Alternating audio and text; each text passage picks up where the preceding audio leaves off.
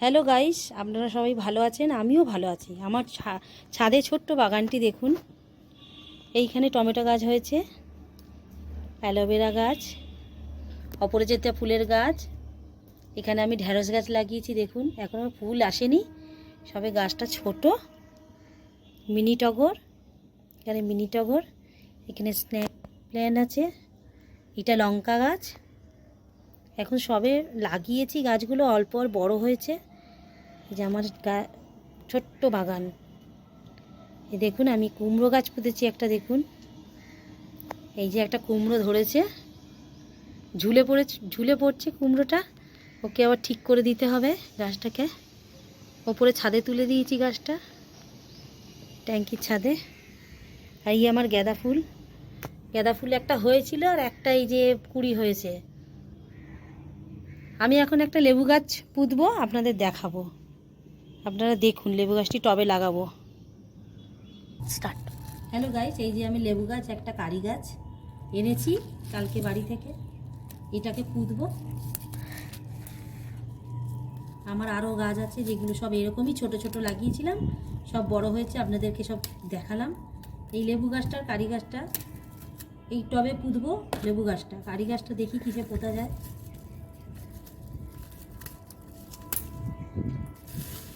দেখুন কীভাবে বসাচ্ছি গাছটা।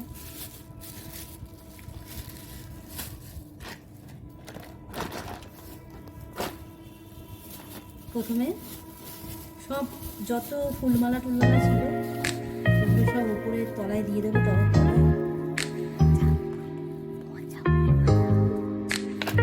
শুকনো ফুলমালা সব ছিল, আমি ঝাড় দিয়ে দিয়ে রেখে এগুলো সব জড়ো করে রাখি গাছ পোঁতবার জন্য। কিছুই ফেলা যায় না গাছ পোঁতবার জন্য। শুকনো পাতা ফাতা যা থাকে সবই টবের তলায় দিয়ে দিই।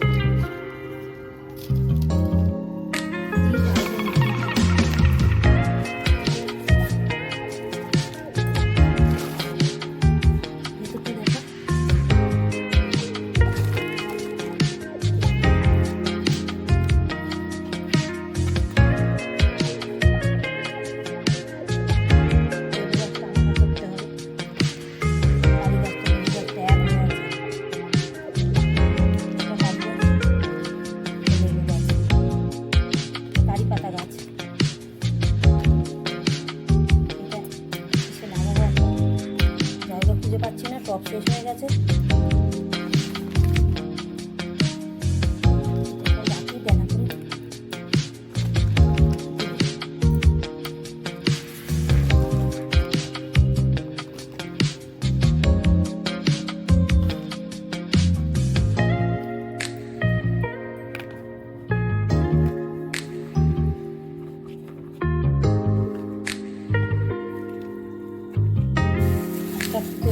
সব মাটি ধান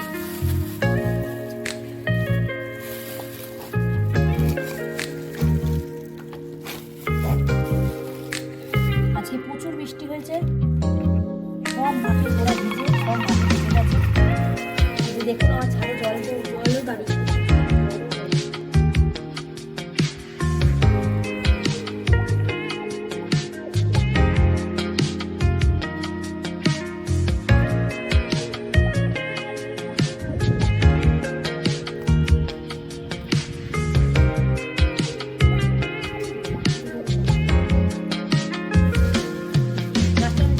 টবে লাগিয়ে পরে যাবার একটু জল দেবো, আপনাদেরকে দেখাবো।